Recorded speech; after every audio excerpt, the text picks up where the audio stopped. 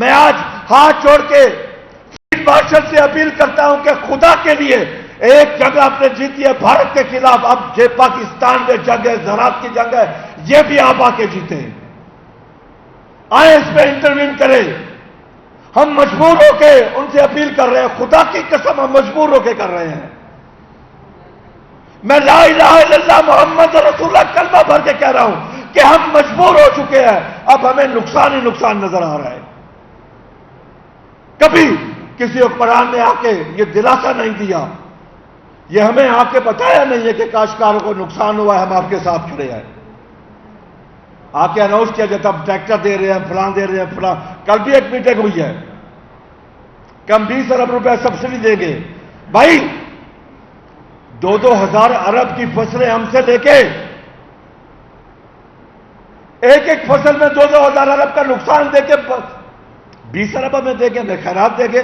ہمیں آپ کی خیرات نہیں چاہیے، ہمیں اپنی پروڈیوس کا ریٹ چاہیے، ہمیں اپنی فصل کا ریٹ چاہیے۔ کیا کھانے کے لیے صرف گندم ہے پاکستان میں اور کوئی چیز نہیں ہے؟ کیا یہ چینی عوام نہیں کھاتی؟ یہ عوام بجلی استعمال نہیں کرتی؟ آپ کہتے روٹی 14 روپے کی، اگر وہ پنکھا چلا کے کھائے تو اسے 30 روپے کی پڑتی ہے۔ وہاں کوئی احساس نہیں ہے۔ اس وقت زراعت کے بہت برے حالات ہیں۔ میں حلفاً کہہ رہا ہوں کاشتکار کے نہ گھر کے حالات اچھے، نہ کھیت کے حالات اچھے، نہ بچوں کی تعلیم کے حالات اچھے، نہ اس کی صحت کے حالات اچھے۔ وہ آپ کے لیے سال کے 365 دن کام کرتا ہے، 365 دن۔ کیا جب وہ بیمار ہوتا ہے اسے کوئی ہے ترجیحات؟ کیا کبھی سنا کہ کسان کا کہیں کوٹا ہو؟ اب کل ہی ایک اسلام آباد میں میٹنگ ہوئی ہے کہ باہر کی سویا بین جی ایم او امپورٹ کیا جائے۔ ہمیں کوئی اعتراض نہیں، آپ امپورٹ کریں، ہمیں بھی تو جی ایم او کاشت کرنے کی پھر اجازت دینا۔ ایک امریکن کاشتکار تو یہاں کے جی ایم او سویا بین اپنا سیل کر سکے، لیکن پاکستانی کاشتکار سویا بین جی ایم او کاشت نہیں کر سکتا، اس کے اوپر پابندی ہے۔ یہ ناروا سلوک پاکستانی کاشتکار کے ساتھ کیوں ہے؟ یہ ملک تو ہمارا ہے،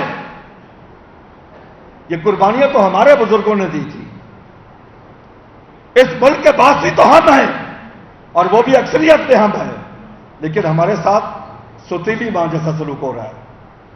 ہمیں آج یہ مطالبہ کر رہے ہیں کہ ہمیں پاکستانی اور انسان تسلیم کیا جائے، ہمیں وہ حقوق دیے جائے جو سب کو ملتے ہیں۔ حقوق ہر آدمی اپنی فصل کا، اپنی پروڈیوس کا ریٹ طے کرتا ہے، کاشتکار ہے جو اپنا ریٹ طے نہیں کر سکتا۔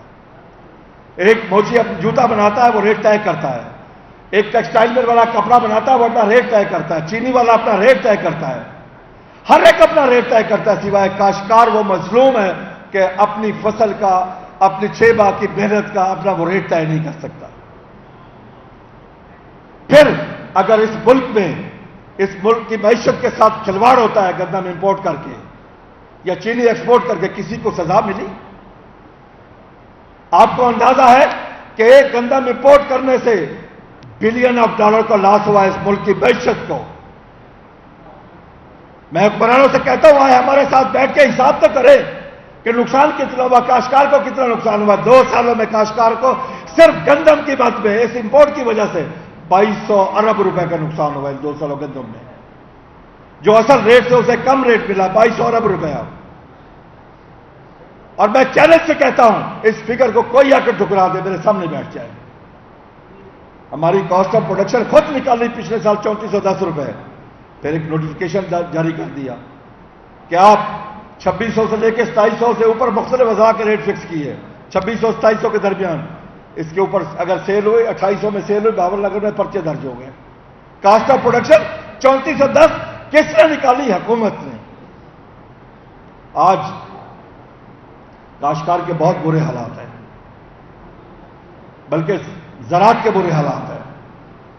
دنیا میں کوئی بھی حکومت ہو، اسلامی ہو، جمہوری ہو، غیر جمہوری ہو، اس کے اولین فرائض میں شامل ہے وہ اپنے ملک کی معیشت کو بہتر کرے اور امن و امان کو بہتر کرے۔ اور پاکستان کی معیشت کا دور و مدار زراعت پر ہے۔ زراعت بہتر ہوگی تو معیشت بہتر ہوگی، جب معیشت بہتر ہوگی تو خود بخود امن و امان بہتر ہوگا۔ لیکن انا للہ و انا الیہ راجعون، پاکستان میں زراعت حکومتی ترجیحات میں نہیں ہے۔